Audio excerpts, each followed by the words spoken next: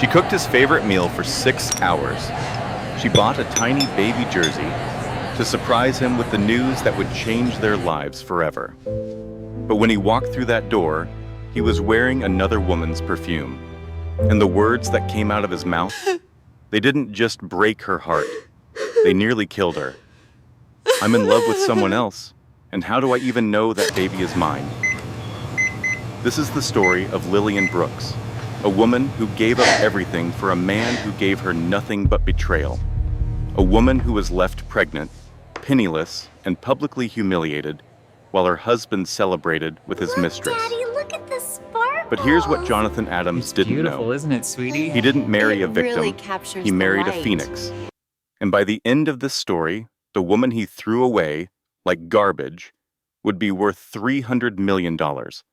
His mistress would be in handcuffs, and he would be sitting alone in an empty apartment, watching his own mother choose his ex-wife over him. This is not just a revenge story. This is a survival manual. This is proof that the woman they tried to destroy can become the woman who changes everything.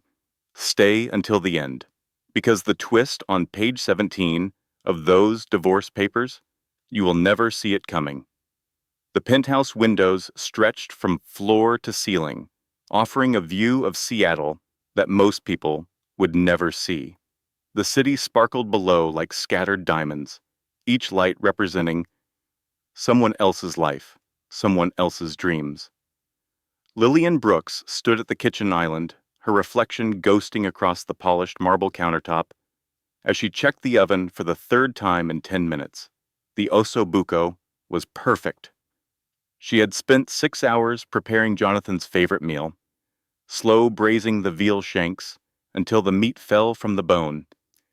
The aroma filled their $15 million home, competing with the subtle scent of the white roses she had arranged on the dining table. Everything had to be perfect tonight, because tonight was the night everything would change. Tonight, she would tell him about the baby. Tonight, she would get her husband back. She had to believe that. She had nothing else left to believe in. Lillian smoothed her hands over her silk blouse, then caught herself and laughed nervously. She walked to the hallway mirror and studied her reflection. At 38 years old, she still carried the elegance that had once made her one of the rising stars at Christie's auction house in New York. Her honey brown hair fell in soft waves past her shoulders, and her green eyes held an intelligence that she had learned to dim over the past decade. She had learned to make herself smaller, quieter, less threatening to a man whose ego bruised like overripe fruit. She had learned to laugh at jokes that were not funny, to agree with opinions she did not share, to apologize for things that were not her fault. She had learned to disappear, piece by piece, until she barely recognized the woman staring back at her. She had given up everything for this life, her career, her independence, her identity. Tonight she was going to get something back. Lillian reached into her purse and pulled out the small plastic stick she had hidden there that morning. 2 pink lines, bold and undeniable. She was pregnant. She had suspected for weeks, but seeing the confirmation had made her sob with joy in the marble bathroom, her tears echoing off surfaces designed to impress rather than comfort. This baby was going to change everything. This baby was going to bring Jonathan back to her, because somewhere along the way, she had lost him. She remembered the exact moment she realized, 3 months ago. She had walked into his home office to bring him coffee and found him smiling at his phone. A real smile, the kind he used to give her. When he noticed her standing there, the smile vanished. He locked his phone and slipped it into his pocket. Just work stuff, he had said. But Lillian had seen the look on his face. That was not a work smile. That was an, I am thinking about someone who makes me happy smile. She had told herself she was imagining things. She had told herself she was being paranoid. She had been lying to herself for months. She walked back to the kitchen and began practicing what she would say. She stood before the reflection in the window, the city lights creating a halo behind her. She tried different approaches. So, surprise, she shook her head, too casual. We're having a baby. Too basic. Congratulations, you're not shooting blanks. Definitely not. She laughed at herself, a genuine sound that felt foreign in this echoing space. When was the last time she had laughed in this apartment? She finally decided on a different approach. She had bought a tiny Seattle Seahawks jersey, the smallest size they made, and placed it in an elegant gift box. She would give it to him after dinner. She would watch his face transform from confusion to understanding to joy. She would see the man she had married resurface from beneath the cold, driven CEO who had replaced him. The clock on the wall read 7:30. Jonathan had promised to be home by 7. Lillian lit the candles on the dining table and dimmed the lights. She poured herself a glass of sparkling water, saving the champagne for him. She adjusted the place settings for the 5th time. 7:45. She checked her phone. No messages. 8 o'clock. The candles had burned down half an inch. The osso buco sat in the warming drawer, slowly losing its perfection. She texted him, "Everything okay? Dinner is ready." No response. She called. It went straight to voicemail. Her stomach began to knot. 8:30. Lillian heard the familiar click of the Bestobis penthouse door, but something about it was different. It was hesitant, almost guilty. Jonathan Adams walked through the entryway, his custom-tailored jacket draped over his arm. At 42, he was still strikingly handsome, with dark hair silvering at the temples and blue eyes that had once looked at her like she was the only woman in the world. Now those eyes slid past her without really seeing. There was something else, too, something she almost missed, the faint scent of perfume. Not her perfume, something floral and expensive, something that did not belong in their home. He loosened his silk tie with mechanical movements. Lillian spoke softly. "Long day?"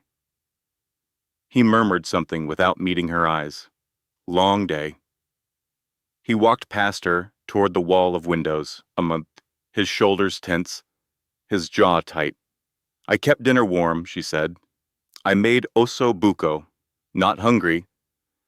The words hit her like a physical blow. 6 hours of preparation. Their favorite meal.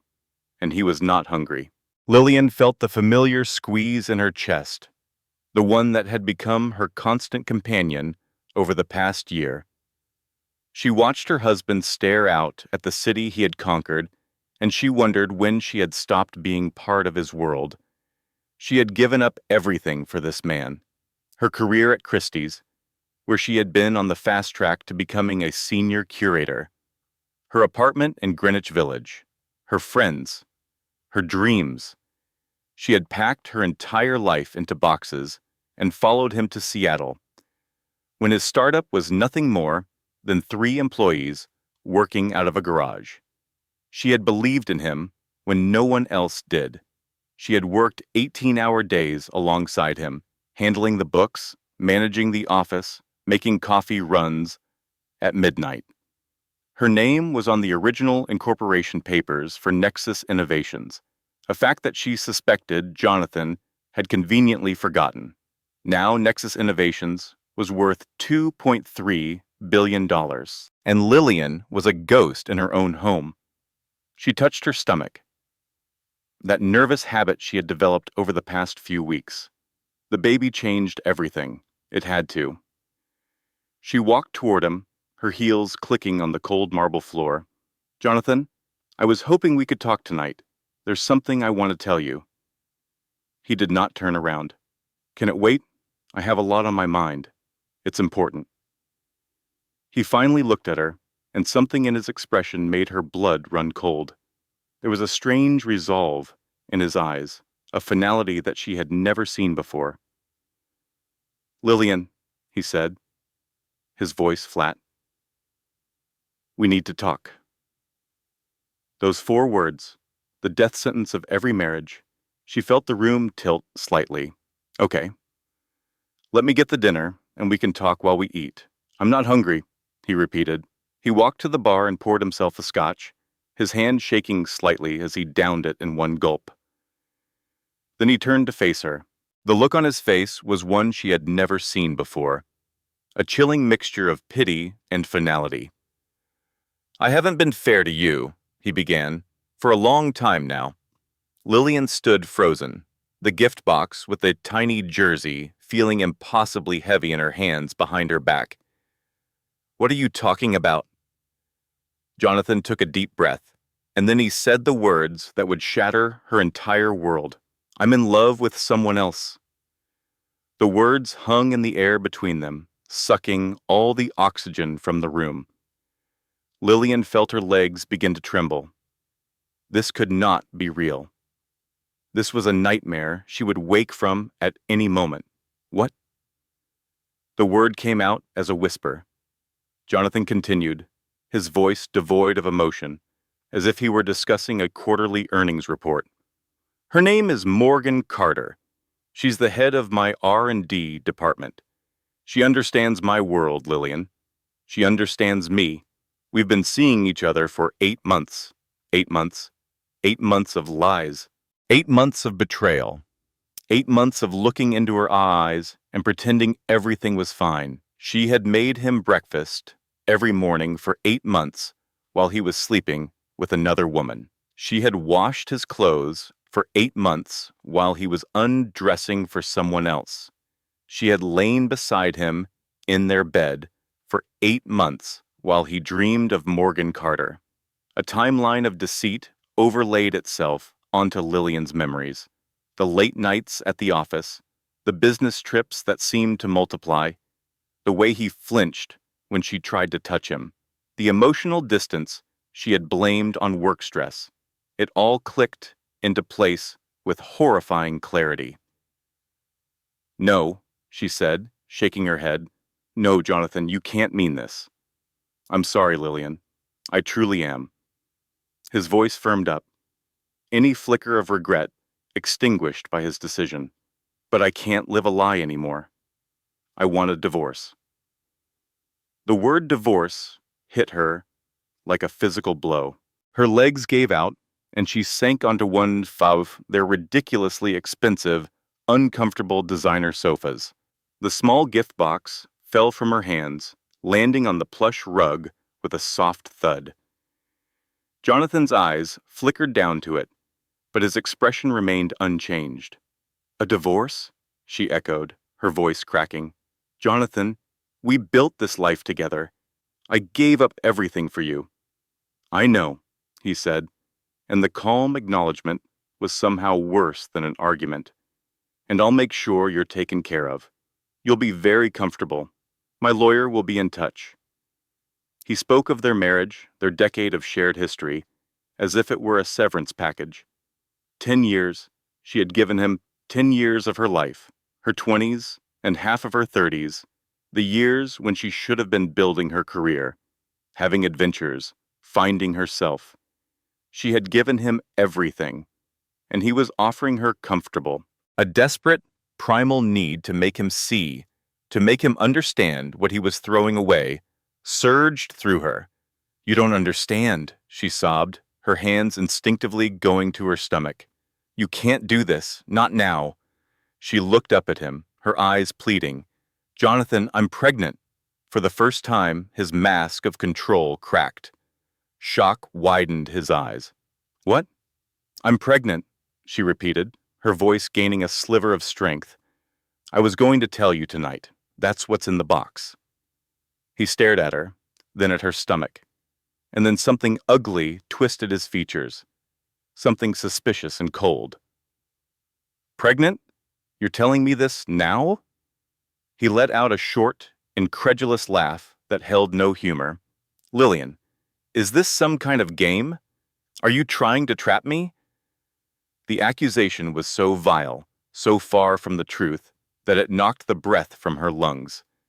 She had spent 6 hours cooking his favorite meal. She had bought a tiny jersey for their baby.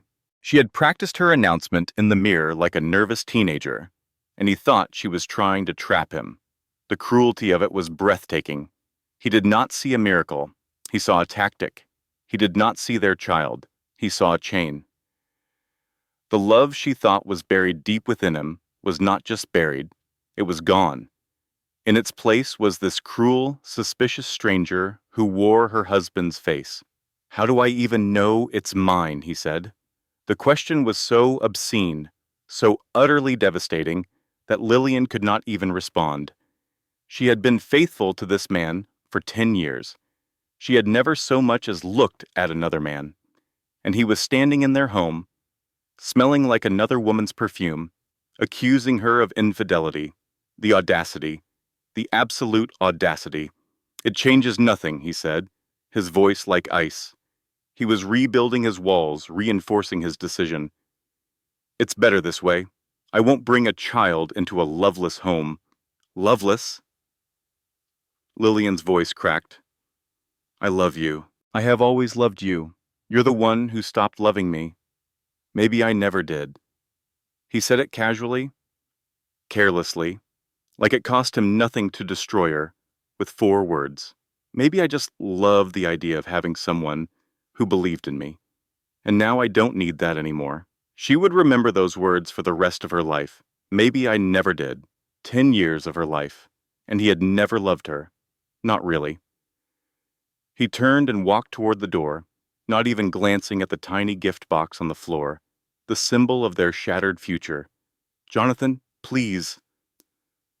Her voice broke on his name. "Please don't do this." He paused at the door, his hand on the handle. For one agonizing moment, she thought he might turn around.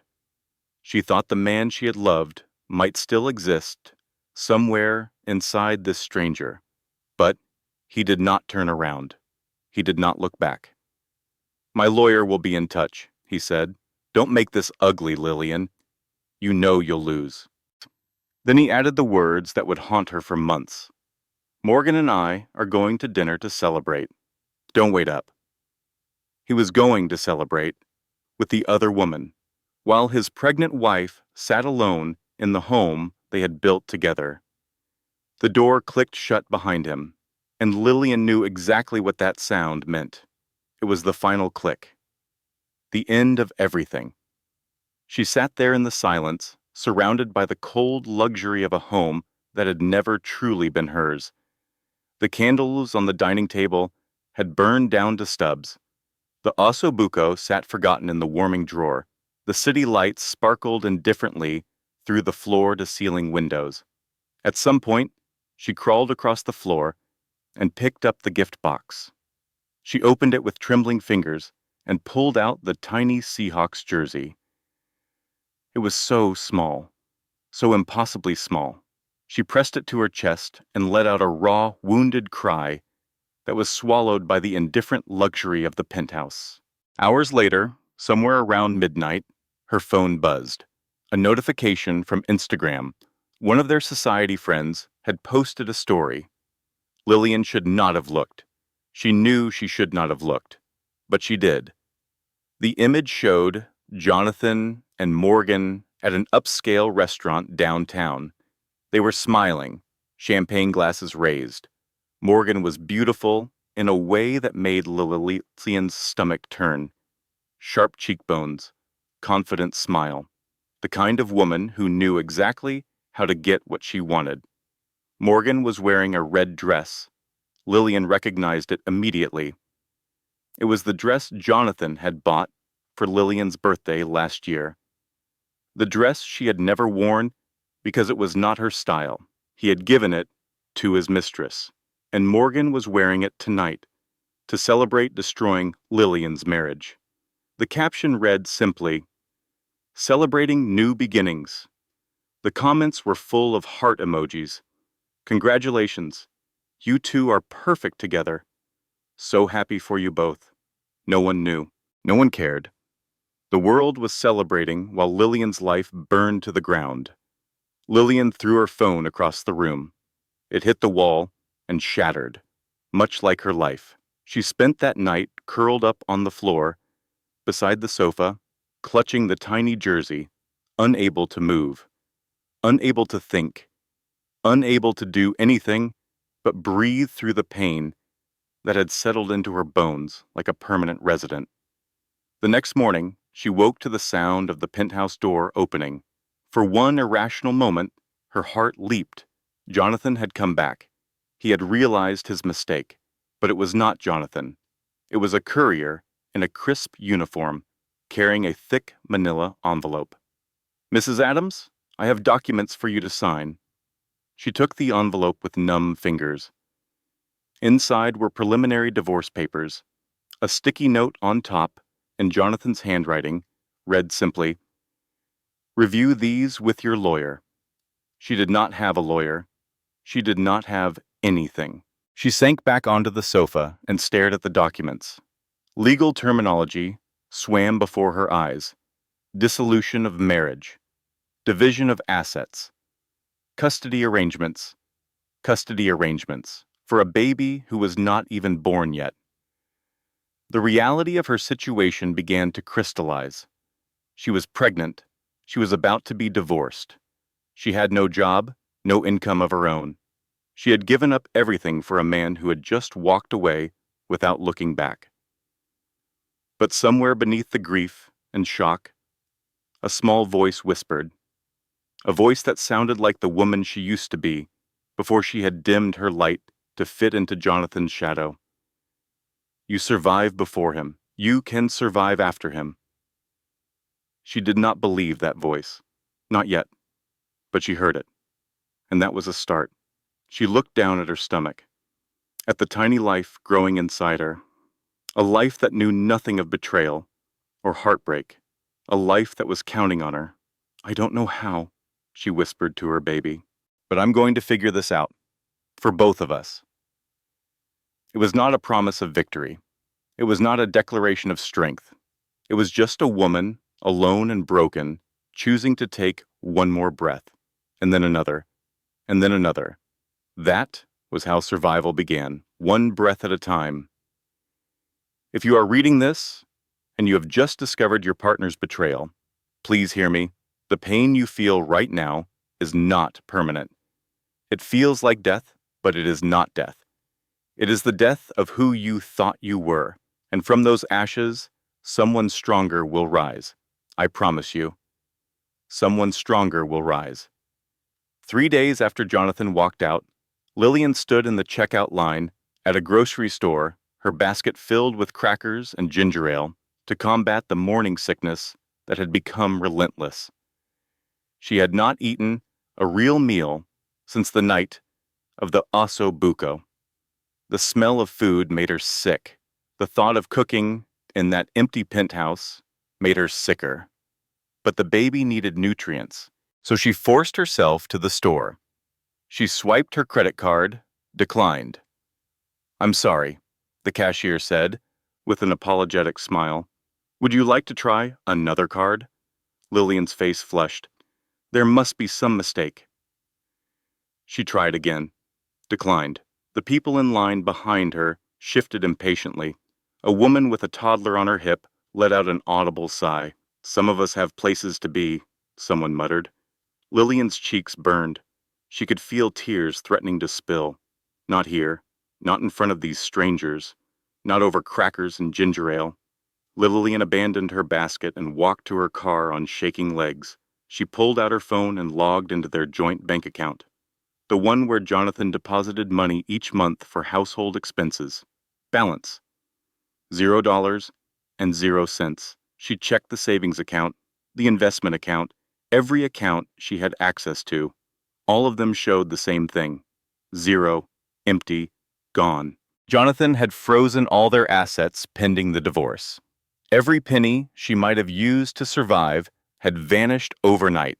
He had not warned her. He had not given her time to prepare. He had simply erased her access to their money as easily as he had erased her from his life. She was carrying his child, and he had left her unable to buy crackers. Lillian sat in her car in the grocery store parking lot and took stock of her situation. She had $847 in a personal savings account she had kept from her days at Christie's. That was it, $847 to her name, a baby on the way, and no job. $847. That was less than the cost of the champagne Jonathan and Morgan had drunk to celebrate their new beginnings. She drove back to the penthouse in a daze. When she walked through the door, she found movers already there. Men in uniforms were packing Jonathan's home office, his clothes, his personal items. "What's happening?" she asked one of them. The man looked uncomfortable. "We were told to collect Mr. Adams' belongings, ma'am. He's relocating." Relocating. To Morgan's Arms, no doubt. One of the movers was packing framed photos from the hallway. Photos of their wedding, their honeymoon in Tuscany, their trip to Paris for their 5th anniversary. "Leave those," Lillian said. The mover shook his head apologetically. "Mr. Adams specifically requested all the frames. They're antique." He wanted the frames, not the memories, just the frames. That detail, more than anything else, broke something inside her. Lillian walked past them like a ghost and sat in the kitchen. She stared at her phone for a long time before finally making the call she knew she needed to make. Chloe Sullivan answered on the second ring. "Lil, what's wrong? You sound terrible." And then Lillian told her everything: the affair, the confession, the pregnancy he had called a trap, the empty bank accounts, the movers packing up what was left of her marriage. By the end, she was sobbing so hard she could barely breathe.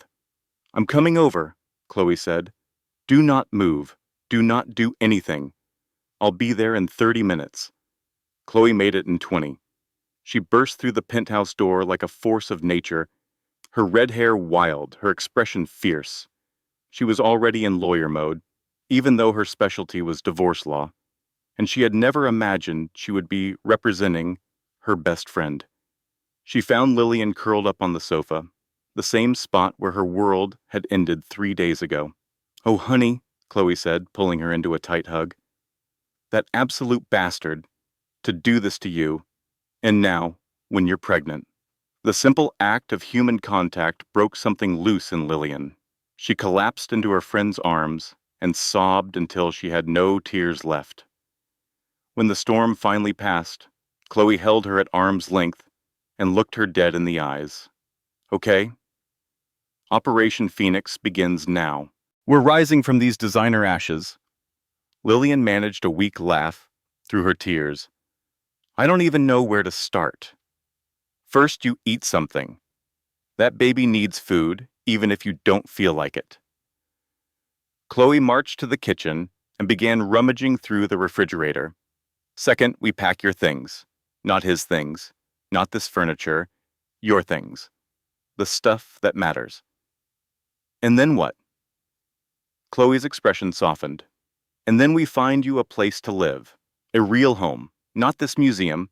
And then we figure out how to make Jonathan Adams pay for every tear you've shed in this godforsaken penthouse." Here is something they do not teach you. When you make yourself small to make someone else comfortable, they do not appreciate the sacrifice. They just start expecting it. They start believing they are entitled to your diminishment. And when you finally have nothing left to give, they act surprised that there is nothing left. Lillian had spent 10 years making herself smaller, quieter, less threatening to Jonathan's ego. She had given up her career, her dreams, her very identity, and in the end, he had left her with nothing but an $847 bank account and a baby on the way. But as Chloe bustled around the kitchen, making tea and toast and plans, Lillian felt something stir beneath the grief. It was small, fragile. Barely there, it felt like the first flicker of anger. They spent the next 2 days packing. Not everything, just the things that mattered.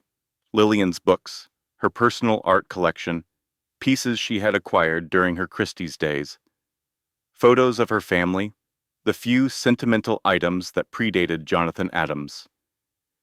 They left behind the designer clothes he had bought her, the expensive jewelry, the soulless furniture that had made this penthouse feel like living in a magazine spread rather than a home. "You don't need any of this," Chloe stated, gesturing at the opulent living room. "This is his cage, not your home." With Chloe's help, Lillian found a small two-bedroom apartment in a quiet, tree-lined neighborhood miles away from the heartless glitter of downtown Seattle. It had old hardwood floors that creaked when you walked on them, big windows that let in the afternoon sun, a tiny kitchen with a gas stove that actually felt like a place where someone might cook a meal.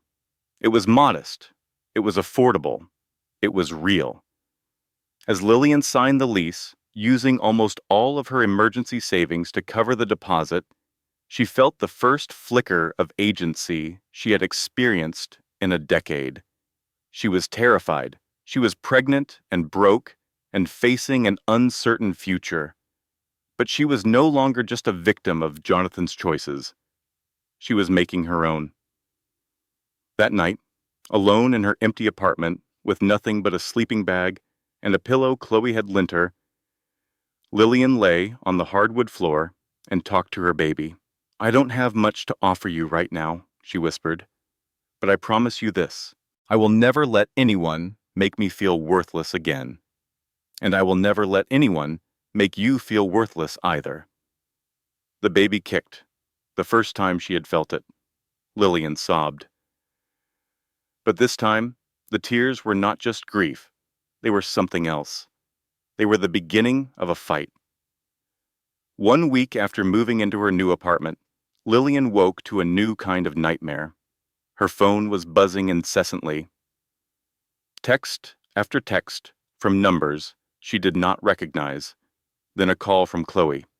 "Don't look at the internet," Chloe said the moment Lillian answered. "Whatever you do, do not look," which of course meant Lillian immediately looked. The headline on Seattle's most popular gossip blog made her stomach drop. "Tech Titan trades up." Trades up Jonathan Adams's new love is as brilliant as she is beautiful. The article featured photos of Jonathan and Morgan house hunting, not just any house. A $20 million waterfront estate with floor-to-ceiling windows and a private dock. They were photographed holding hands, laughing, looking at each other like they had invented love. The article included a quote from an anonymous source close to the couple. "Jonathan has never been happier. Morgan brings out the best in him. His ex-wife was lovely, but she just didn't challenge him intellectually. Some women are partners, and some women are passengers. Lillian was always a passenger." Lillian read that paragraph 5 times. A passenger. She had worked 18-hour days building his company. She had sacrificed her entire career. And they were calling her a passenger. The comment section was worse than the article. Someone named Seattle Socialite wrote, "His ex was so boring. Good for him finding someone with actual ambition." Another comment from TechWife 88 read, "Morgan is goals. Lillian was just a placeholder wife. Some women just can't keep a man interested." User RealTalk99 added, "She probably let herself go. That's what happens when women get too comfortable." Someone with the username TruthHurts wrote, "I heard she's pregnant and trying to trap him. Classic gold digger move. Jonathan is smart to get out now." They were calling her a gold digger, a woman who had given up a 6-figure career to support her husband's dreams, a woman who had not bought herself anything nice in years because Jonathan controlled all the money. A gold digger. Lillian read every comment. She knew she should not. She knew it was poison, but she could not stop herself. These strangers were judging her, mocking her, blaming her for her own betrayal. They knew nothing about the years she had sacrificed, the career she had abandoned, the way she had poured every ounce of herself into supporting Jonathan's dreams. and they had decided she was the failure. She barely made it to the bathroom before she was sick. Later that morning, still shaking, she went to her prenatal appointment. The receptionist at the front desk looked up with an uncomfortable expression. "Mrs. Adams, there seems to be an issue with your insurance." Lillian's blood ran cold. "What kind of issue?" "It appears your policy was canceled 3 days ago." Jonathan had removed her from his health insurance while she was pregnant with his child. "That can't be right," Lillian said, her voice trembling. "I'm pregnant. He knows I'm pregnant. He can't just cancel my insurance." The receptionist looked at her with a mixture of pity and discomfort. "I'm sorry, ma'am. You'll need to take that up with your husband. Or your lawyer." "Ex-husband," Lillian corrected automatically, and then the full weight of what Jonathan had done crashed over her. He was willing to risk the health of his own child to punish her. He was willing to let his baby go without prenatal care, rather than pay for her insurance. That was the moment Lillian understood. Jonathan did not just want to leave her, he wanted to destroy her. The receptionist was apologetic but firm. Without insurance, the appointment would cost $400 out of pocket. Lillian did not have $400. Not anymore. She walked out of the medical office in a daze. She sat in her car and stared at the steering wheel for a long time. This was the man she had loved, the man she had given everything for, and he was systematically destroying her, piece by piece, making sure she had nothing left. She called Chloe from the parking lot. "He canceled my insurance," she said, her voice flat with shock. "I can't even go to the doctor." The silence on the other end of the line was terrifying. Chloe was never silent. "I'm going to kill him," Chloe finally said.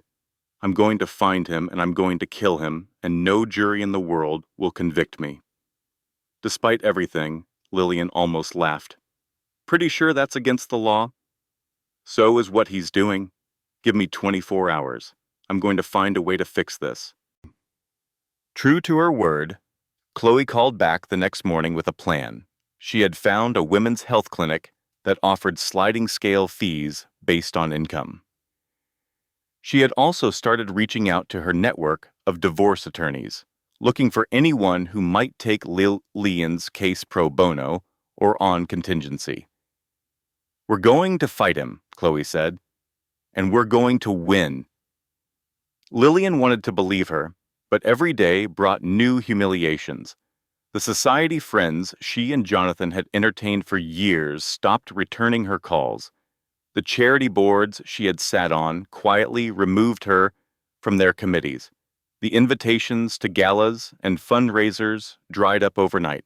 One woman, Victoria Harrington, someone Lillian had considered a close friend, sent her a text that read, "I think it's best if we don't associate anymore. Jonathan and Morgan are hosting the spring gala, and I can't afford to be seen as taking sides. I'm sure you understand." She understood perfectly. She had been useful when she was Jonathan's wife. Now she was inconvenient. She had been erased from Seattle high society as efficiently as Jonathan had erased her from his life. One evening, as she sat alone in her small apartment eating soup from a can, she received a text from a number she did not recognize. The message read, "Thought you should see this." Attached was a photo of Jonathan and Morgan at some exclusive restaurant. Morgan was wearing a diamond necklace that Lillian recognized. It was from Tiffany's. Jonathan had bought it for their 5th anniversary. He had given his mistress a gift that was supposed to be hers. There was another photo, too. Morgan's hand on her stomach. The caption on her Instagram story read, "Some dreams are worth waiting for." Morgan was pretending to be pregnant. Or maybe she actually was. Either way, she was using it to mock Lillian. To replace her completely, Lillian threw her phone across the room. It bounced off the wall but did not break. Unlike her heart, it was apparently more resilient. Ladies, if you take nothing else from this story, please hear this. Always have a bank account in your own name. always have money that no one else knows about. I do not care how happy you are. I do not care how much you trust your partner. Do it anyway, because the person you love today might not be the person you are dealing with tomorrow. Lillian had not done this. She had trusted Jonathan completely. She had merged her finances with his, let her own accounts dwindle, assumed that what was his was also hers. Now she was learning the hard way that assumption was the mother of devastation. But even in her darkest moments, when the loneliness pressed in from all sides and the future seemed impossibly bleak, she would feel the flutter of movement in her belly. Her baby, her reason to keep fighting. She started taking long walks through her new neighborhood. She discovered a small, independent art gallery 2 blocks away, run by an older woman named Eleanor, who remembered Lillian's work from her Christie's days. "My goodness," Eleanor said, when Lillian wandered in one afternoon. "Lillian Brooks, I heard you had moved out here. Whatever happened to your career, dear? You had such a sharp eye." The question hurt, but it also reminded Lillian of who she used to be, before Jonathan, before she had made herself small to fit into his shadow. "Life happened," Lillian said simply, "but I'm trying to find my way back." Eleanor studied her for a long moment. "Well, if you ever want to do some consulting work, I could use someone with your expertise. It's not much, but it's honest work." It was the first good thing that had happened to Lillian in weeks. She accepted immediately. The work was a balm for her wounded soul. Walking through the quiet gallery, discussing the nuances of brushstrokes and color palettes, she felt a sense of purpose returning. She was not just Genta's, Jonathan Adams' discarded wife. She was Lillian Brooks, art consultant, mother-to-be. She was struggling. She was scared. But with every passing day, a quiet, resilient strength grew within her. It was strength forged in heartbreak. And it was entirely her own. She did not know it yet, but the universe was about to hand her a weapon, a piece of information that would change everything. The reckoning was coming, and Jonathan Adams had no idea what was about to hit him. 2 weeks after the insurance cancellation, Lillian received the official divorce papers. She had been expecting them. She had tried to prepare herself, but nothing could have prepared her for what those papers contained. She sat at her tiny kitchen table and read through the documents with trembling hands. Jonathan's lawyers had been thorough. They had been ruthless. They had been creative in ways that made her blood run cold. According to the papers, Jonathan was claiming that Lillian had been emotionally absent throughout their marriage, that she had contributed nothing of value to his success, that she had been a drain on his resources rather than a partner in building his empire. He was offering her $50,000 total, no spousal support, no stake in Nexus Innovations, the company she had helped him build from nothing. $50,000 for 10 years of her life, for her career, for her dreams, for everything she had sacrificed. But that was not the worst part. The worst part was on page 17. Jonathan was suing for primary custody of their unborn child. The words swam before her eyes. She read them again, certain she must be misunderstanding. She was not misunderstanding. His lawyers argued that Lillian was financially unstable and therefore unsuitable to be the primary caregiver. They argued that she was showing signs of emotional distress that made her an unfit mother. And attached to the filing was a psychiatric evaluation. A psychiatric evaluation that Lillian had never agreed to, never participated in. But there it was, pages of documentation about her mental state, photos of her crying in public, notes about her erratic behavior. Jonathan had hired someone to follow her, to photograph her at her lowest moments, to document her grief and use it against her. The private investigator had even photographed her through her apartment window, in her own home, in her own bathroom. There were photos of her crying in the shower, her body hunched over her pregnant belly, completely unaware she was being watched. The violation was so complete, so intimate, that Lillian felt physically sick.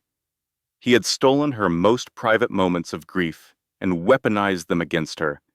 He was trying to take her baby. Lillian's hands shook so violently that she dropped the papers. They scattered across the floor, each page containing another piece of her destruction. She called Chloe. She could barely speak. "He's trying to take the baby," she managed. "He had me followed. He's saying I'm unfit." The sound Chloe made was almost inhuman. "I'll be there in 10 minutes. Don't touch anything else. Don't sign anything. Don't even breathe without me there." When Chloe arrived, she went through the papers with the cold precision of a surgeon examining a wound. "This is bad," she admitted. "But it's not hopeless. He's overreached. A judge will see through this. Will they?" Lillian's voice was hollow. "He has money. He has power. He has an army of lawyers. What do I have?" Chloe looked her dead in the eyes. "You have me, and I don't lose." Over the next few days, Chloe worked around the clock. She called in every favor she had accumulated in 15 years of practicing law. She found a loophole that Jonathan's lawyers had overlooked. Lillian's name was on the original incorporation papers for Nexus Innovations. She had been listed as a co-founder back when the company was 3 people working out of a garage. "You're entitled to 15% of the company," Chloe told her, triumph in her voice. "That's not $50,000, Lillian. That's $300 million, maybe more." For the first time in weeks, Lillian felt something other than despair. It felt dangerously like hope. They filed a countersuit. The media, always hungry for a scandal involving Seattle's tech elite, picked up the story immediately. The headline read, "Billionaire's wife fights back. He built his empire on my sacrifice." The comment section, which had been so cruel just weeks earlier, began to shift. Women started sharing their own stories. Women who had given up careers for ungrateful husbands. Women who had been left with nothing after decades of devotion. Women who saw themselves in Lillian. Someone started a fundraiser for her legal fees. It raised $200,000 in 3 days. The tide was turning. Jonathan, sensing the shift in public opinion, reached out through his lawyers. He wanted to talk. Maybe they could work something out without all this ugly litigation. Chloe was suspicious. "It's a trap. He's trying to buy time." But Lillian was exhausted. The stress was affecting her pregnancy. Her doctor had warned her about her blood pressure. "Maybe we should hear him out," she said.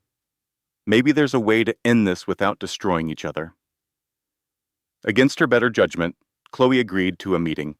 Jonathan came to Lillian's apartment on a Thursday evening. He looked different than she remembered. Older, tired. There were dark circles under his eyes. "Lillian," he said softly, "I made a mistake."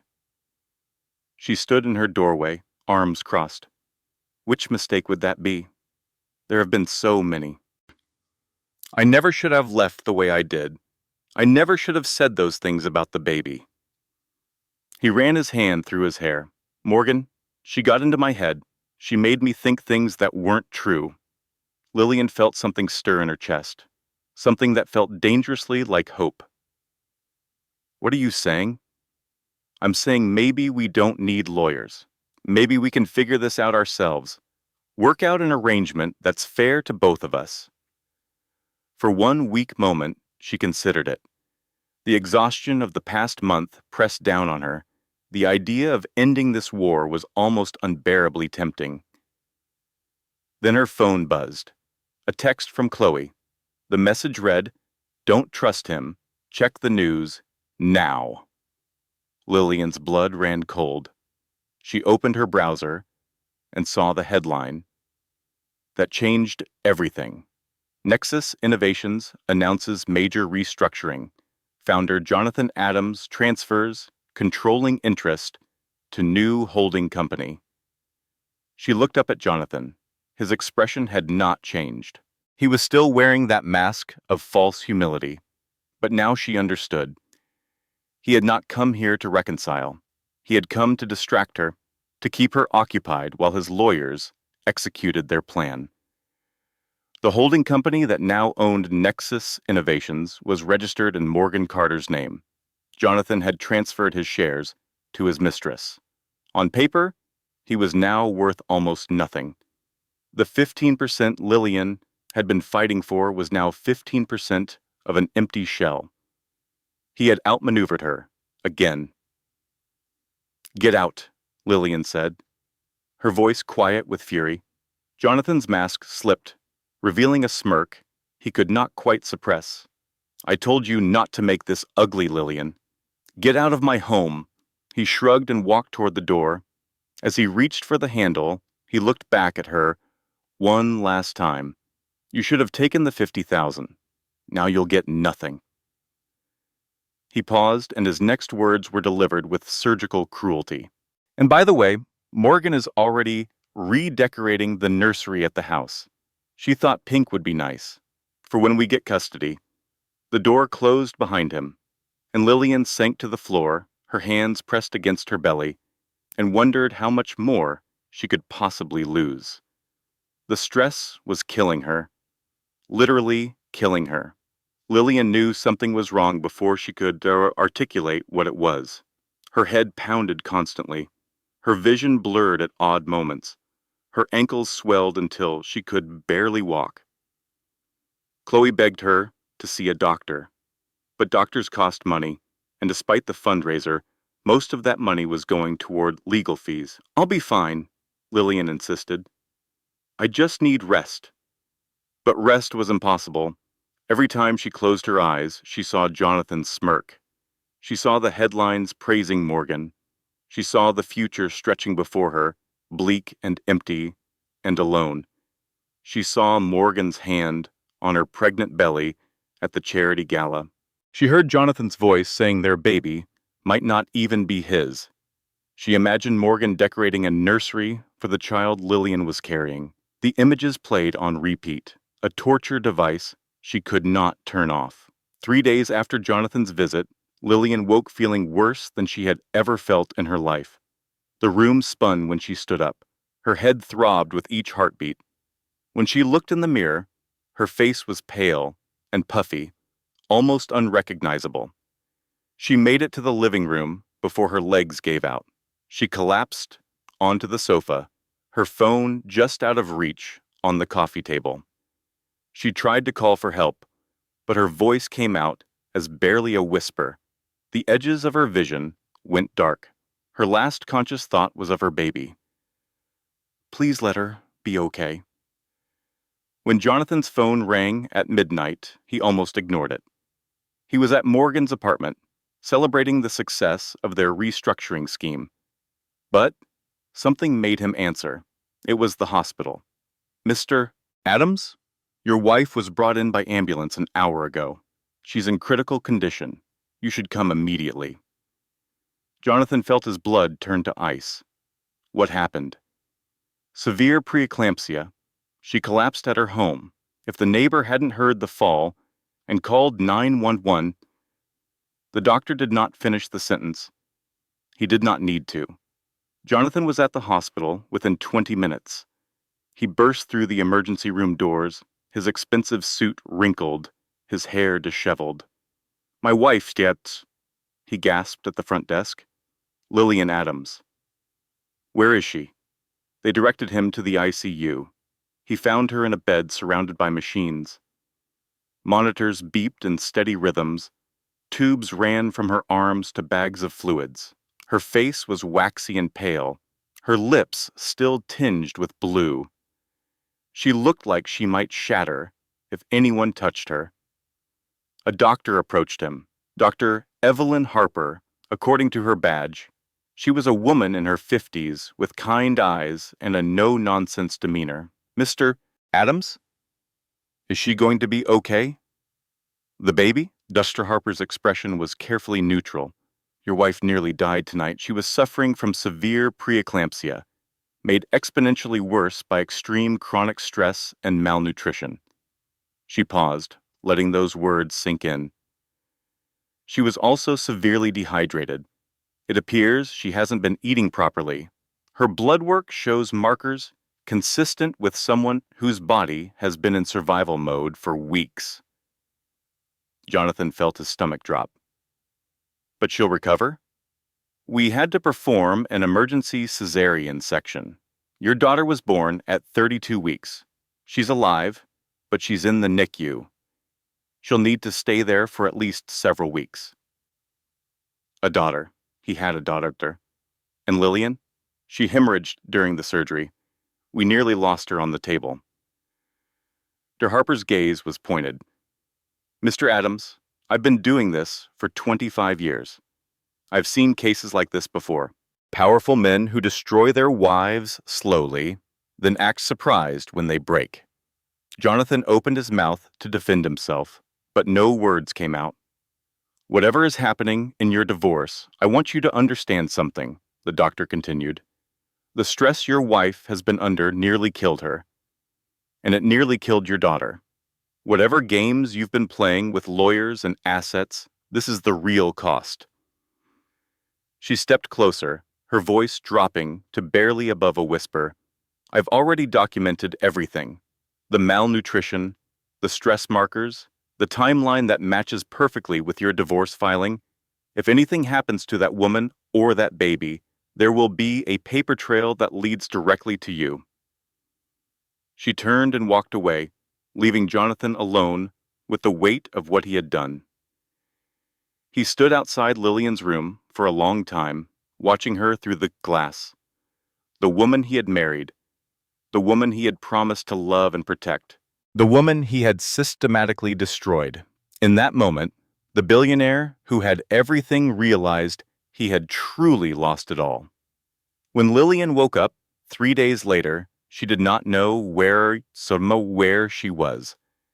The sterile white ceiling was unfamiliar. The beeping of machines created a rhythmic backdrop to her confusion. Then she remembered the collapse, the ambulance, the blur of doctors and nurses and bright lights. Her hands flew to her stomach. It was flat. Empty. My baby, she croaked. Where is my baby? A nurse appeared at her bedside, gentle hands pressing her back against the pillows. Mrs. Adams, please stay calm.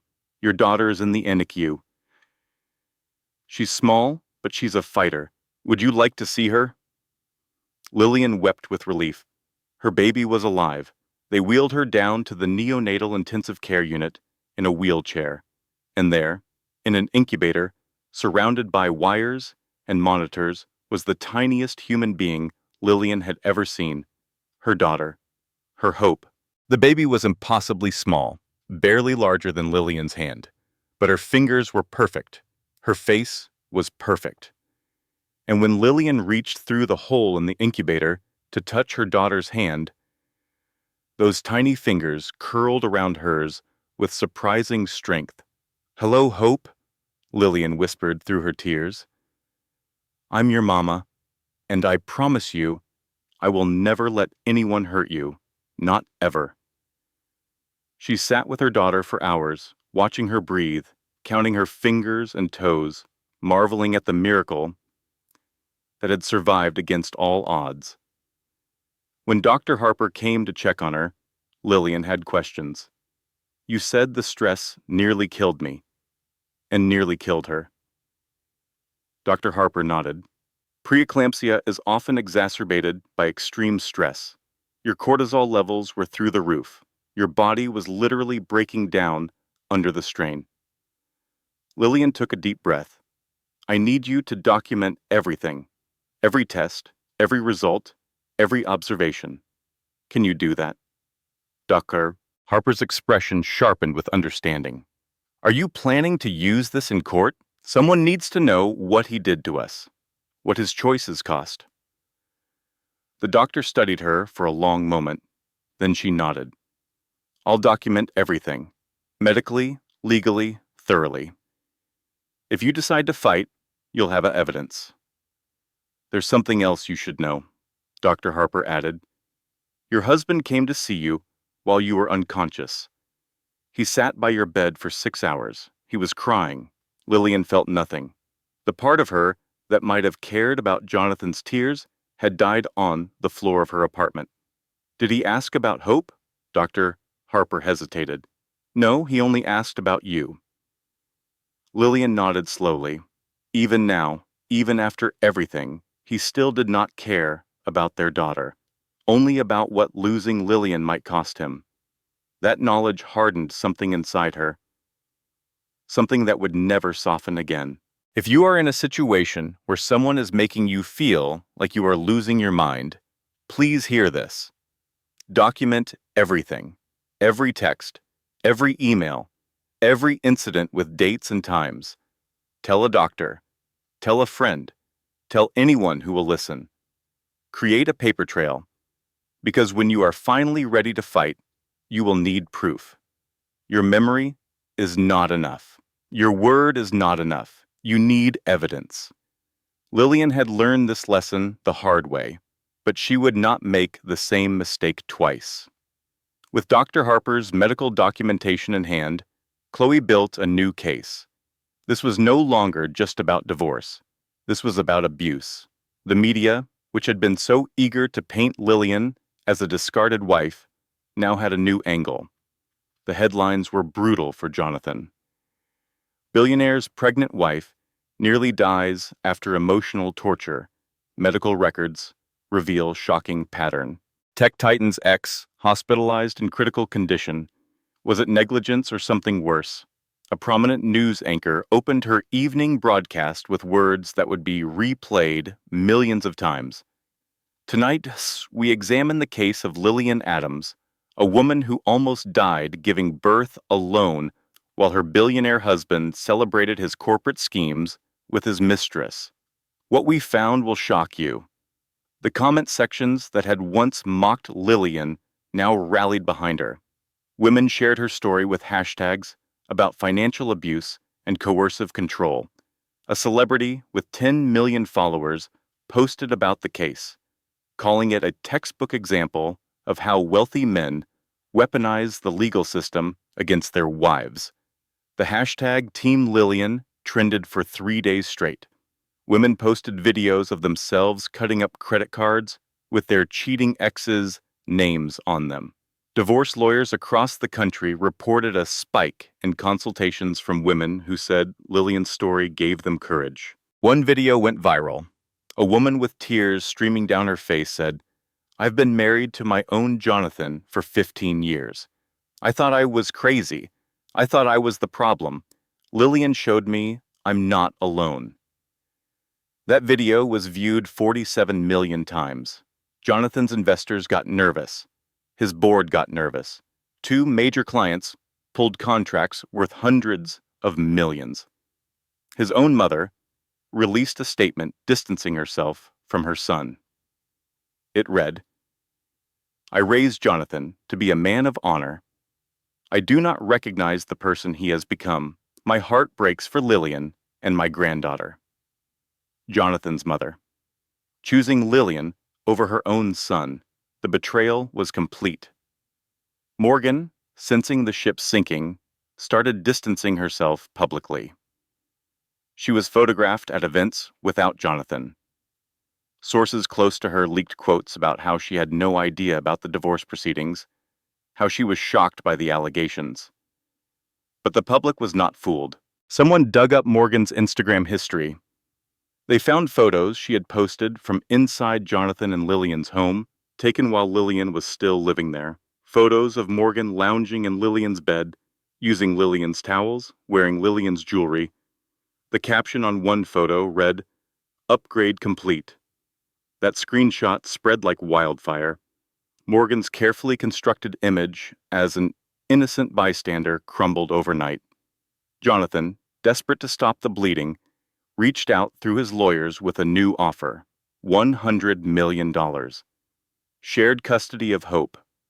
Chloe presented the offer to Lillian in her hospital room.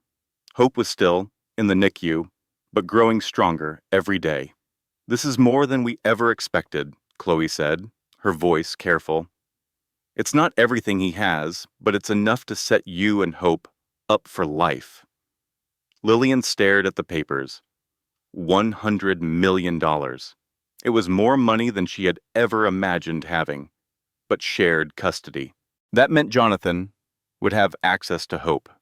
That meant her daughter would spend holidays with the man who had nearly killed them both. I don't know, Lillian said. Something feels wrong. Wrong how? Lillian could not explain it.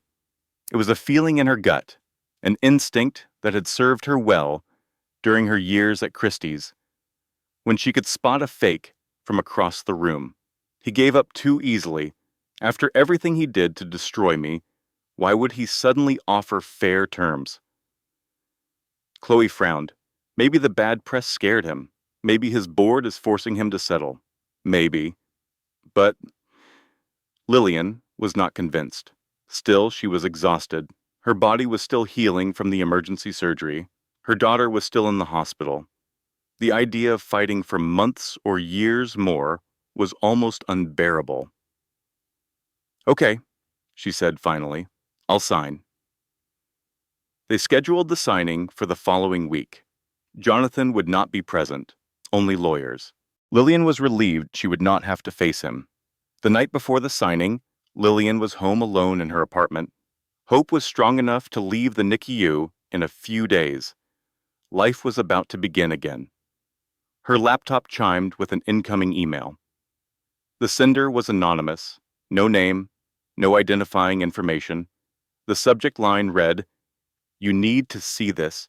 Before you sign anything." Lillian almost deleted it.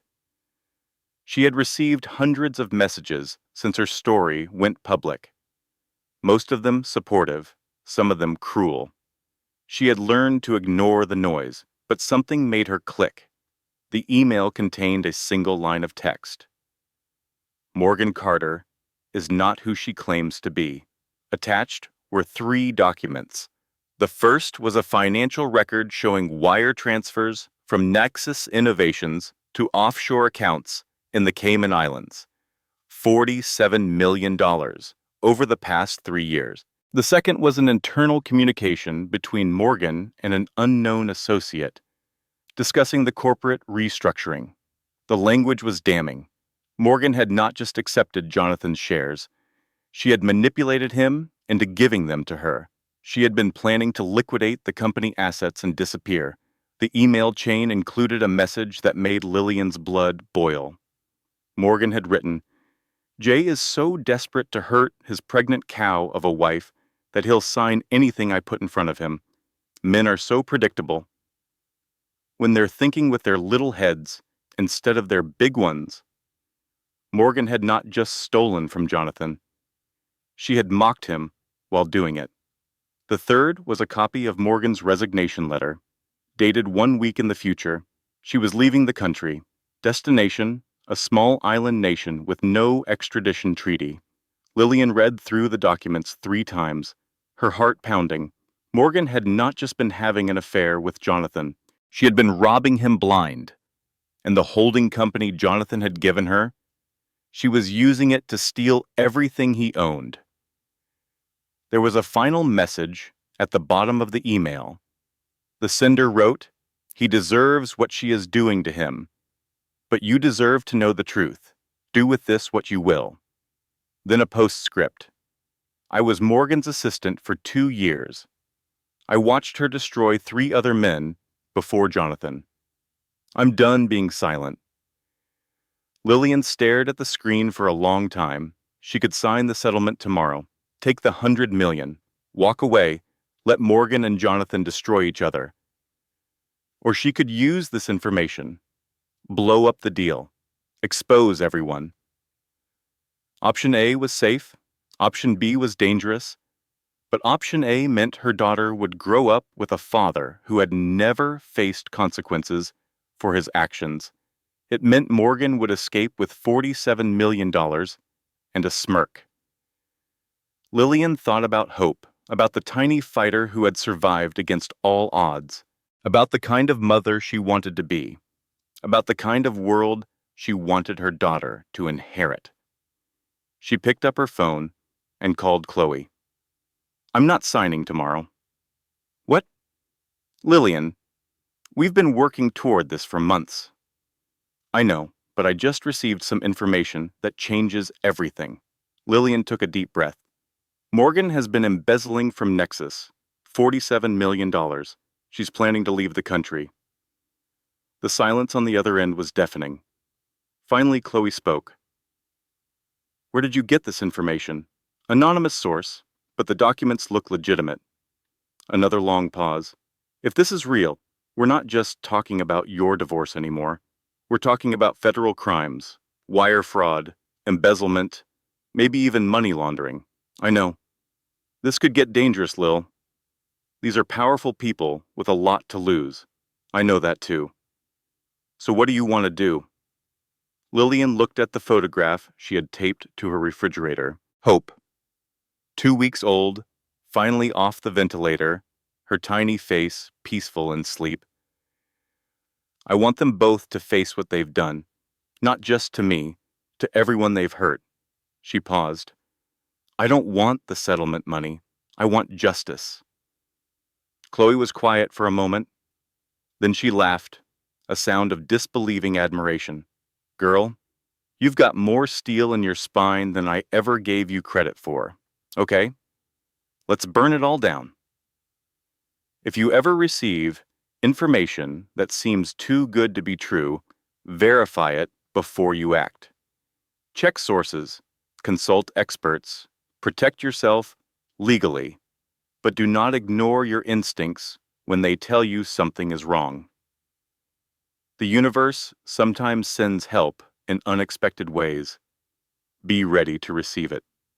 Lillian did not sign the settlement. Instead, she called Jonathan directly. He answered on the third ring, his voice suspicious. Lillian, what's going on? My lawyer said you canceled the signing. We need to meet, in person, tomorrow. Why would I agree to that? Lillian kept her voice calm.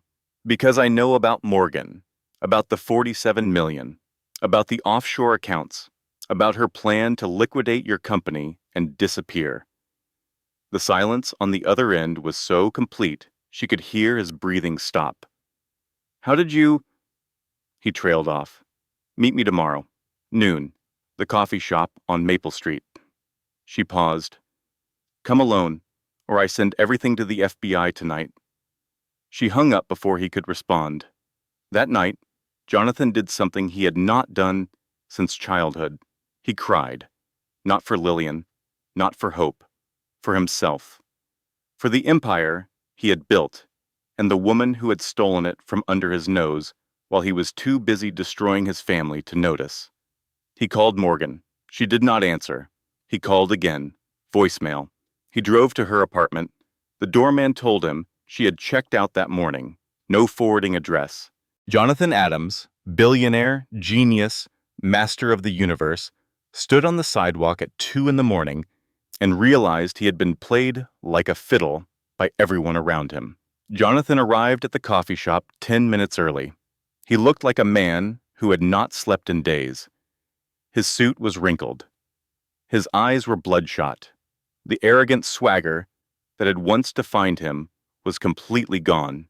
His hands were shaking. The mighty Jonathan Adams, who had made grown men cry in boardrooms, could not keep his hands steady enough to hold a coffee cup. Lillian was already there, waiting in a booth near the back. She had Hope with her, the baby sleeping peacefully in a carrier beside her. Jonathan's eyes went to his daughter immediately. Something cracked in his expression. Can I... He gestured toward the baby. No, Lillian said flatly. Sit down. He sat. For a long moment, Lillian just looked at him. This man who had once made her feel like the luckiest woman in the world.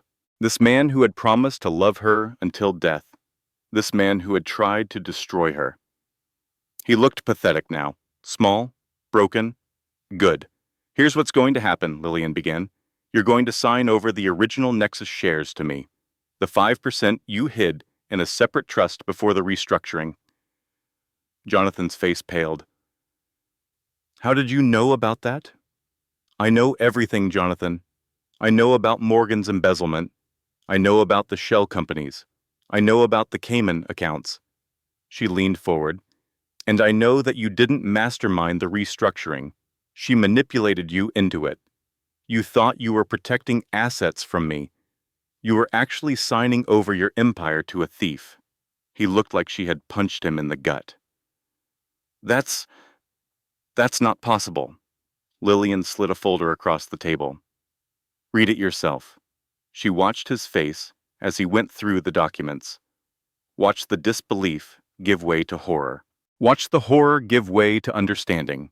Morgan had played him. The brilliant, confident woman he had left his wife for had been using him from the beginning. There was one document that broke him completely, a text exchange between Morgan and her associate, dated the night Hope was born.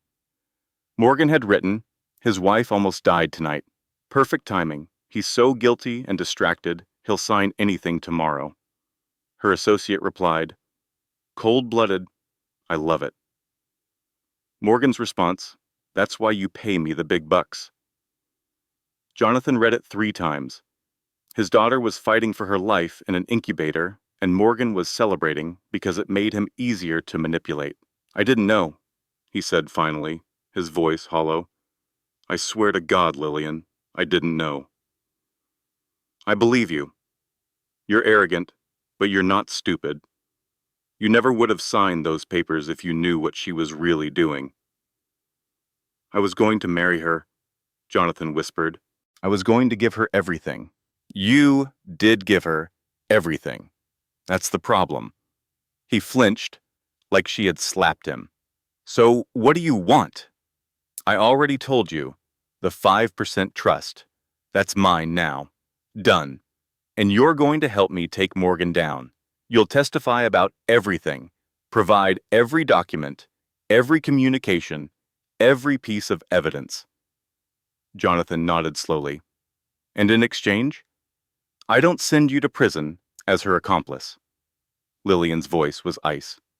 "Because make no mistake, Jonathan, you signed those restructuring documents. Your fingerprints are all over this. If this goes to trial, and you don't cooperate, prosecutors will argue you were in on it from the beginning." He looked at her like he was seeing her for the first time. This was not the quiet, accommodating wife he had left. This was someone else entirely. "When did you become so what? Strong? Ruthless?" Lillian shook her head. "I was always this person, Jonathan. You just never bothered to look." She paused, letting the weight of that truth settle over him. "You want to know the funny thing? I would have supported you through anything. Business failures, health crises, anything. I loved you that much." Her voice was steady. "But you chose Morgan. You chose a woman who saw you as nothing but a mark, a wallet with legs, a stepping stone to her next score." Jonathan's eyes filled with tears. "Lillian, I am so sorry. I know those words mean nothing, but I am so deeply, profoundly sorry." "You're right." Lillian's expression did not change. "Those words mean nothing." He had no response to that. They sat in silence for a moment. Then Jonathan reached into his jacket and pulled out a pen. "Where do I sign?" Lillian pushed the documents across the table. She watched him sign over 5% of his life's work, 5% that was worth more than the $100 million he had offered her in settlement. As his pen moved across the paper, Lillian felt something she had not expected. Not triumph, not satisfaction, just peace. This was not revenge. This was balance. This was the universe correcting a wrong. As he finished the last signature, Lillian spoke again. "One more thing." He looked up. "Her name is Hope. Hope Lillian Brooks, not Adams." She met his eyes without flinching. "She will never carry your name." Jonathan's face crumbled, but he nodded. "Hope," he repeated softly. "It's beautiful. It is, and she is, and you've almost killed us both. Lillian gathered the signed documents and stood. Your lawyer will hear from mine about visitation arrangements, supervised, every other weekend. Miss a single visit, and I go back to court. She paused at the edge of the booth. One last thing, Jonathan. I want you to remember something every time you see our daughter. He looked up at her. I won, not because I had more money or better lawyers or more power. I won because I refused to stay broken. I won because I documented everything. I won because I trusted my instincts when everyone told me to give up. She picked up Hope's carrier. And I want you to remember that the woman you threw away, like garbage, is the one who just saved you from going to prison. Think about that the next time you're tempted to underestimate someone. She picked up Hope's carrier and walked out of the coffee shop without looking back. Behind her, Jonathan Adams sat alone in a booth, surrounded by the ruins of his own choices, and wept. The barista, who had been watching the whole exchange, took out her phone and texted her sister. You won't believe what I just witnessed. Remember that billionaire divorce everyone's been talking about? His ex-wife just destroyed him. It was the most satisfying thing I've ever seen. Within hours, that text became a viral tweet. Team Lillian trended again. The reckoning was just beginning. With Jonathan's cooperation, the case against Morgan came together quickly. Chloe had contacts at the FBI who were very interested in $47 million of embezzlement. They had been investigating offshore money laundering for years, and Morgan's operation fit perfectly into a larger case they were building.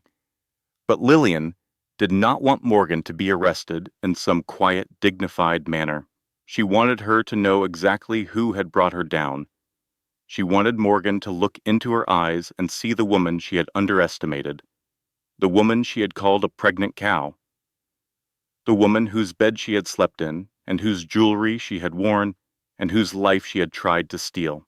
Lillian wanted Morgan to know that the victim had become the executioner. She arranged a meeting. The message she sent to Morgan was simple. I think we should talk, woman to woman. I have a settlement proposal I want to discuss in person. Morgan, arrogant to the end, agreed. She even responded with a condescending message. I'm glad you're finally being reasonable. Some women just aren't cut out for drama. See you there, sweetie. Sweetie, Morgan had called her sweetie. Lillian smiled when she read it. She saved the message. She would enjoy showing it to Morgan later. They met at an upscale restaurant downtown. The kind of place where deals were made and broken over martinis and steak. Morgan arrived looking stunning. She was wearing designer clothes, her hair perfectly styled, her makeup flawless. She looked like a woman who had won. Lillian wore a simple black dress. She looked like a woman who had been through hell and survived. Lillian, Morgan said, sliding into the booth across from her, I have to admit, I was surprised you wanted to meet. Were you? Most women in your situation would be hiding, licking their wounds, not reaching out to their husband's mistress. Ex-husband, Lillian corrected. And you're not his mistress anymore, are you? From what I hear, you're barely even speaking to him. Morgan's smile flickered. Jonathan and I have had some differences of opinion. Business matters. $47 million worth of differences? The smile vanished entirely. I'm sorry? Lillian reached into her bag and pulled out a folder. She slid it across the table. $47 million. Funneled from Nexus Innovations to offshore accounts in the Caymans over 3 years. 3 shell companies used to launder the transfers. She paused. Did I miss anything? Morgan's face went white. Her composure, the carefully crafted mask of confidence, shattered like glass. How did you... You made a mistake, Morgan. A common one. You assumed I was weak. You assumed I was stupid. You assumed I was just some trophy wife who would fade quietly into the background Lillian leaned forward. But here's what you didn't know about me. I graduated from Columbia Law School before I ever worked at Christie's. I spent 3 years as a forensic accountant before I switched to art appraisal. I know how to read financial documents, and I know how to spot a fraud. Morgan's hand trembled as she reached for her water glass.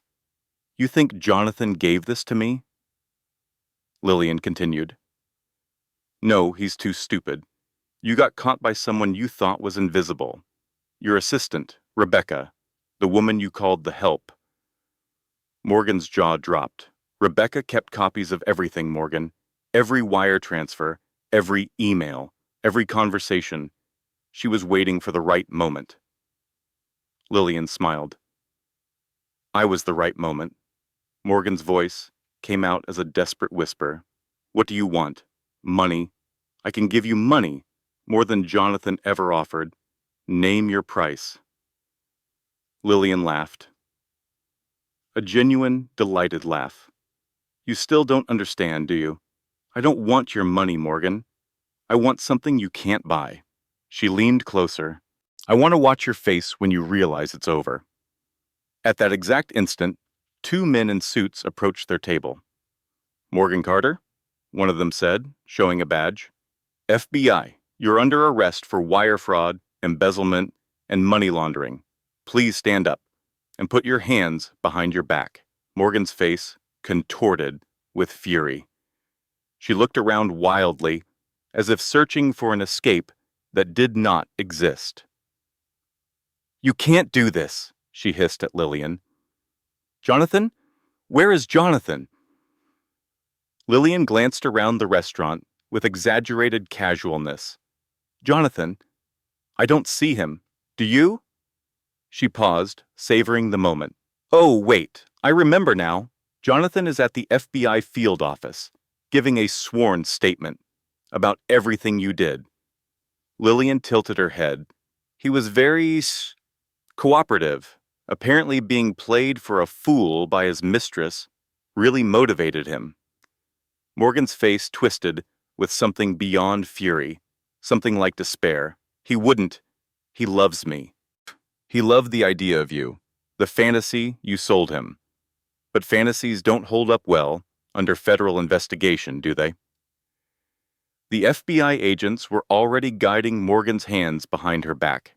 Other diners were staring, phones out, recording everything. Morgan would be all over the internet within the hour. As they led her toward the door, Morgan looked back at Lillian one last time. Her eyes were wild with hatred. This isn't over, she spat. Lillian took a sip of her water. For me? It ended the day you took my husband. For you? She smiled. It's just beginning. Then Lillian pulled out her phone and held it up. Oh, and Morgan? Smile. You're live on Instagram. 50,000 people are watching right now. Morgan's scream of rage echoed through the restaurant as the agents dragged her out the door. The video would get 12 million views. By midnight, the agents escorted Morgan out of the restaurant.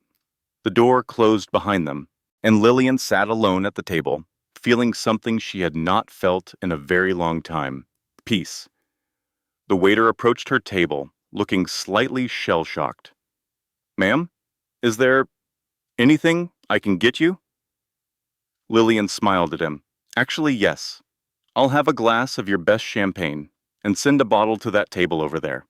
She pointed to a group of women who had been watching the whole scene with undisguised glee. Tell them it's from the pregnant cow. The headlines the next morning were everything Lillian had hoped for. Tech Titan's mistress, arrested for $47 million embezzlement scheme. Betrayed wife exposed the scam. Inside Lillian Brooks's incredible revenge. From victim to victor. The woman who brought down a billionaire's lover. The video from the restaurant went everywhere. News channels played it on loop. Late-night hosts made jokes about it. Someone auto-tuned Morgan's scream into a song that hit number 3 on the viral charts. A famous actress posted, Lillian Brooks is my new hero. This is what happens when you underestimate a woman who has nothing left to lose. The post got 4 million likes. The comment sections overflowed with support. Women called Lillian an inspiration. Legal experts praised her strategy. Even some of the society people who had shunned her were suddenly reaching out, wanting to reconnect. Lillian ignored them all. She had more important things to focus on. Like her daughter, who was finally home from the hospital. Like her new apartment, which was starting to feel like an actual home. Like the gallery work with Eleanor, which had expanded into a full consulting partnership. Jonathan's fall was slower, but equally complete. The Nexus board, furious at his negligence in allowing Morgan's theft, voted him out as CEO. The restructuring documents he had signed made him legally liable for the missing funds. His remaining personal assets were frozen pending investigation. He was not charged criminally, but his reputation was destroyed. His empire was gone. His legacy was ashes. Margaret Adams, Jonathan's mother, did something no one expected. She publicly sided with Lillian. In an interview that went viral, she said, "My son was given every opportunity to be a good man. He chose otherwise. Lillian and Hope are my family now." Jonathan's own mother had chosen his ex-wife over him. The interviewer asked Margaret if she had anything to say to Jonathan directly. Margaret looked into the camera with eyes that held decades of disappointment. "I would tell him what I told his father when he left us. You don't get to destroy people and then complain when they refuse to be destroyed. Lillian survived you. Hope survived you. I survived your father." She paused. The Adams men seem to think the world owes them forgiveness. It does not. Jonathan, watching from his empty apartment, turned off the television and sat in the dark for a very long time. The cycle was complete. Jonathan's father had abandoned him as a child. Now his mother had chosen someone else. Lillian almost felt sorry for him. Almost. If you are rebuilding your life after betrayal, please remember this. The best revenge is not destruction. The best revenge is transformation. Become someone they cannot ignore. Become someone they will regret losing. Become someone who does not need their apology to be whole. 2 years later, Lillian stood in the center of a packed gallery, surrounded by people who had come to celebrate her. The exhibition was called Resilience. It featured works from emerging artists, all of them women, all of them survivors of various forms of trauma. The paintings and sculptures told stories of loss and recovery, of breaking and healing, of falling apart and putting yourself back together. It was Lillian's first solo curated show since leaving Christie's a decade ago, and it was already being called the most important art event of the Seattle season.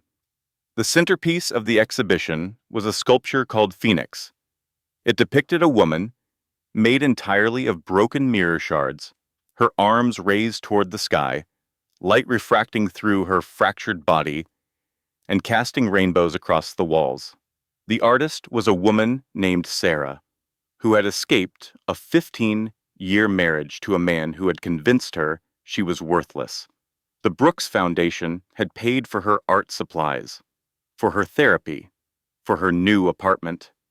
Now Sarah's work was being valued at $300,000. That was what healing looked like. That was what Lillian had built. She wore a simple green dress that brought out her eyes. Her hair was shorter now, more practical for chasing after a toddler. The shadows that had haunted her face 2 years ago were gone, but replaced by a quiet confidence that came from knowing exactly who she was. Hope, now 2 years old, toddled through the gallery in a tiny dress, holding the hand of Daniel Westbrook. Daniel had come into Lillian's life 6 months after the divorce was finalized. He was an architect who specialized in sustainable design, a widower with a 9-year-old daughter named Emma. A quiet, steady man who listened more than he spoke and never once tried to fix Lillian or save her or complete her. He had simply believed in her from the very first day they met. Their first date had been a disaster. Hope had a fever. Lillian showed up late, exhausted, with spit up on her shoulder. She had apologized profusely and offered to reschedule.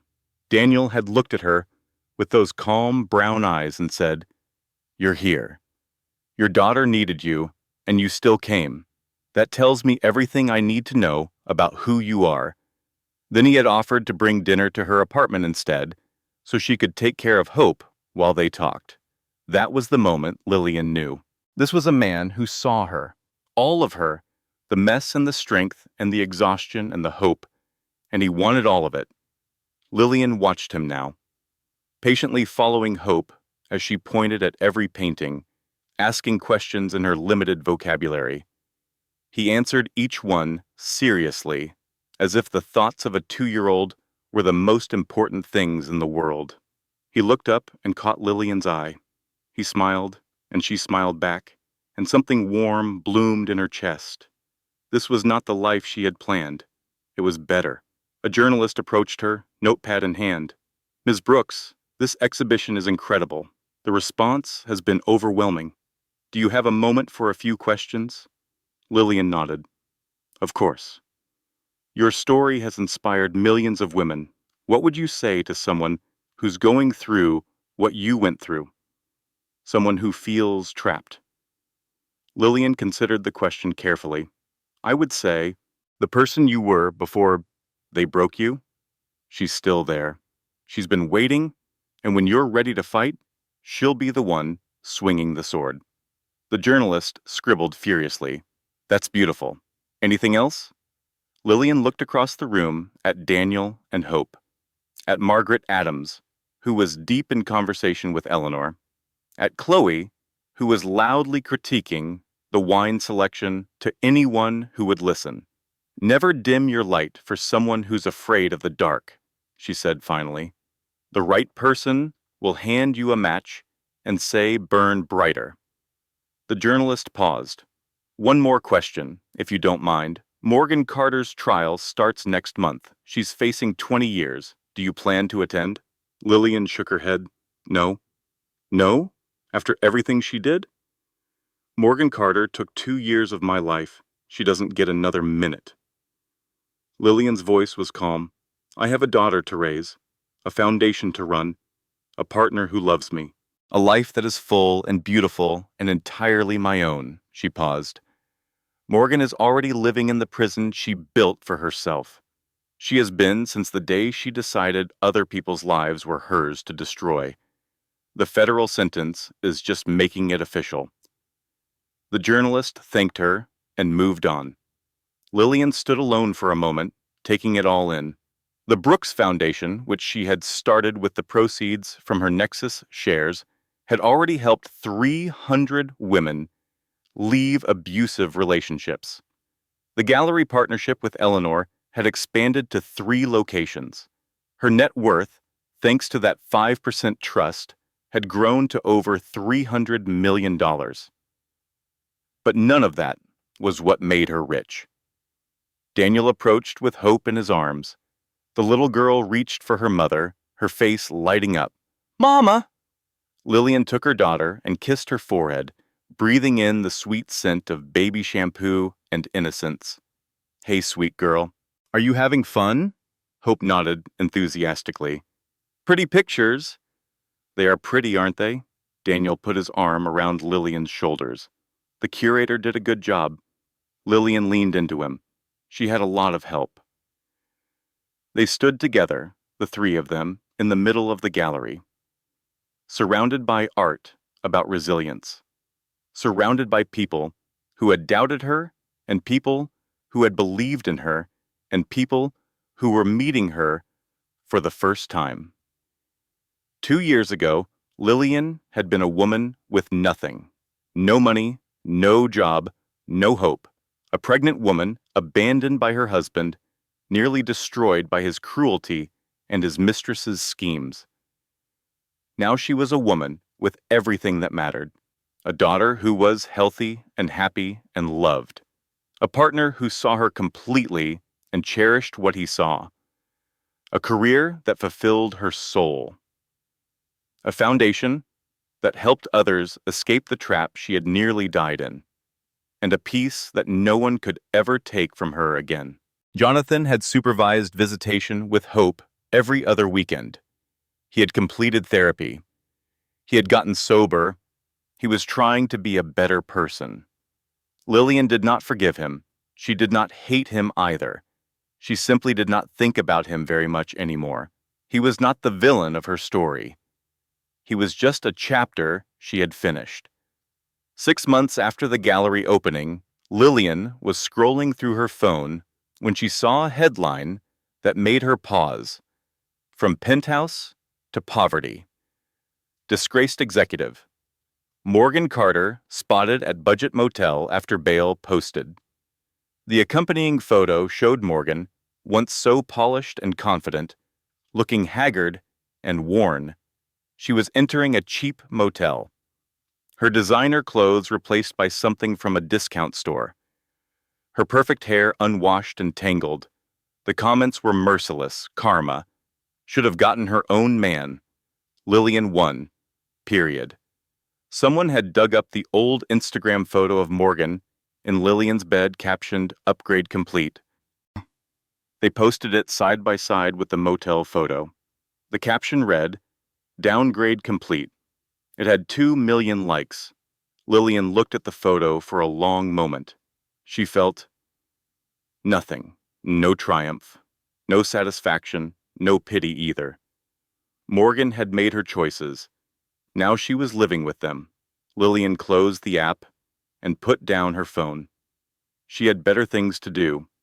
In the living room, Hope was playing with blocks. Daniel was reading a book in the armchair. Emma was doing homework at the kitchen table, occasionally asking Lillian for help with vocabulary words. The fire crackled softly. Rain pattered against the windows.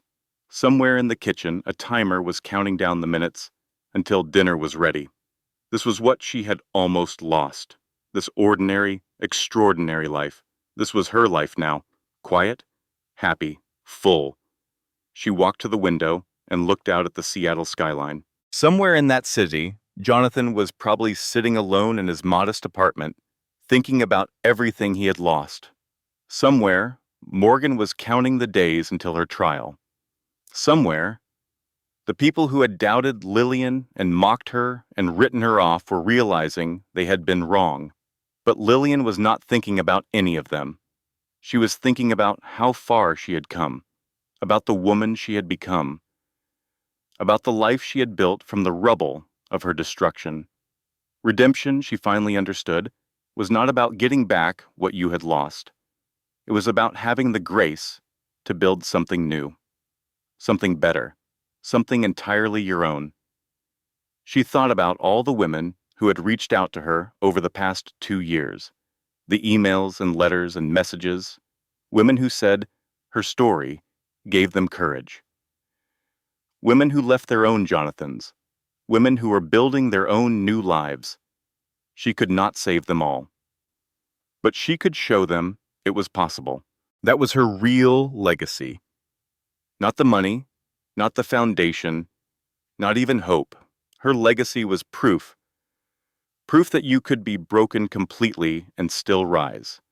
Proof that the darkest chapter did not have to be the last one. Proof that the woman they tried to destroy could become the woman who changed everything. She turned away from the window and walked back to her family. "Who wants ice cream?" she asked. Hope's face lit up. "Me! Me! Daniel smiled. I could be persuaded. Emma looked up from her homework. "Can I have chocolate?" Lillian laughed, a real laugh, the kind that came from somewhere deep inside, from a place that had once been hollow and was now completely full. "Chocolate for everyone," she said, and they went out together, into the evening light, leaving the past exactly where it belonged, behind them. And that, my friends, is the story of Lillian Brooks. But this story was never really about Lillian. It was about you. Maybe you're watching this right now, and you see yourself in her. Maybe you've made yourself smaller to make someone else comfortable. Maybe you've given up pieces of yourself for someone who never appreciated the sacrifice. Maybe you're sitting in your own gilded cage, wondering if this is all there is. I want you to hear something. The person you were before they broke you, she's still there. She's been waiting. And when you're ready to fight, she'll be the one swinging the sword. Here are the lessons Lillian learned the hard way so you don't have to. Document everything, every text, every email, every incident with dates and times. Your memory is not enough. Your word is not enough. You need evidence. Always have money in your own name. I don't care how happy you are. I don't care how much you trust your partner. Do it anyway. And never, ever dim your light for someone who's afraid of the dark. The right person will hand you a match and say, burn brighter. If this story gave you hope, if it made you feel less alone, if it reminded you of your own strength, then do me a small favor. Hit that subscribe button. Not for me. For the woman who needs to hear this story next. She's out there right now, scrolling through her phone at 2 in the morning, wondering if she's crazy, wondering if she's the problem, wondering if she'll ever be okay again. Your subscribe, your like, your share might be the reason she finds this video. And this video might be the reason she finally finds the courage to leave. So subscribe. Leave a comment telling me your story. Share this with a friend who needs to hear it. And remember, your darkest chapter does not have to be your last one. Your comeback is going to be legendary. I'll see you in the next story.